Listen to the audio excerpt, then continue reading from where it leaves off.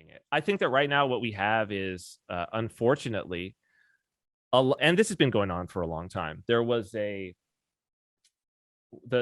guy who, I always forget his name. It starts with an H.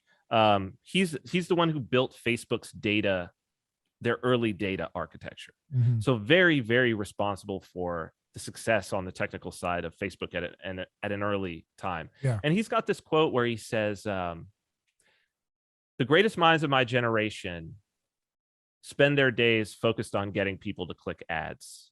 And that really sucks. That's his quote. And we have really a situation right now where the most talented, brilliant individuals who are out there, in many cases, once they gain success, and this happened to me, so it was not like, and I think the follow-up on that is, I said someone was a predator, and he said, well, why would you say that? And I said, well, it would take one to know one, because I was that, right? So I was at first pointing it back at myself to say, I recognize this pattern. It was a pattern that I had myself. And what it is that it is someone who is, whether you want to call it a parasite, whether you want to call it a predator. See, these are provocative terms. Nobody would want somebody to be called these, but it is call America a nation of peddlers, right? Social engineers. Could.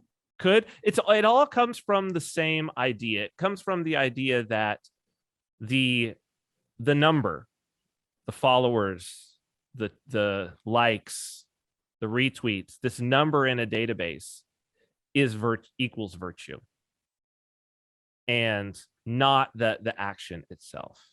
This is a gigantic flip that we have, right? So you're saying like influencer culture in general here? Yes, absolutely. But that it is an influencer culture is predatorial, right? By nature. It has to be. Right, yeah. It has to be, right? Because what you're doing is you are preying upon the most prurient, sinful interests. If it bleeds, it leads, right? If it bleeds, it leads. This is the news, broadcast news, right? And so I came from reality television. I spent time, all the producers there, people may not know this, the producers from reality TV historically have come from broadcast news.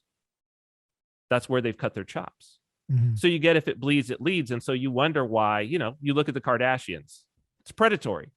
It's absolutely predatory, because they're going to give you the thing that appeals to the lowest, most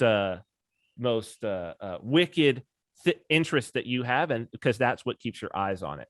So what I said at the time was, I said, well, look, he's not trying to eat your flesh. He's just trying to get your eyeballs. So this is what I meant.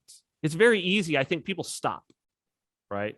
At the moment that you say predator, right? Of course, I explained it, but then what do you have? The same culture pulls a clip, right?